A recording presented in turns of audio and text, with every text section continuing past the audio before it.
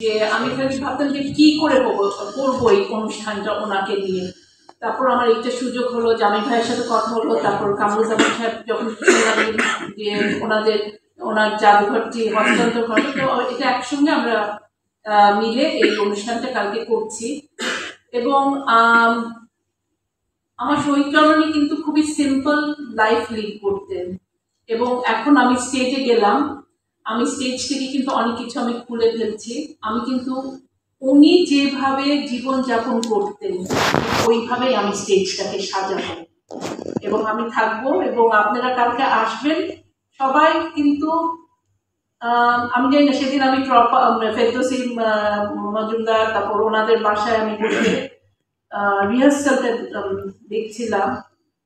এখনো বলতে গেলে আমার চোখে পানি এসে যায় যে শেষে কিন্তু সবাই মানে আমার মনে হয় সবাই কেন্দ্রেই আমরা বাসা করতে হবে, কারণ এটা একটা টাচি ইমোশনাল একটা প্রোগ্রাম হতে যাচ্ছে। এটা কিন্তু একটা ভিন্ন প্রোগ্রাম আমরা করছি, এবং আমরা যাতে করতে পারি এবং ভবিষ্যতে এই ধরনের প্রোগ্রাম যাতে সাংস্কৃতিক মন্ত্রণালয় যা আরো করতে পারে, এটার জন্য আপনাদের সকলের সহযোগিতা আমরা চাচ্ছি।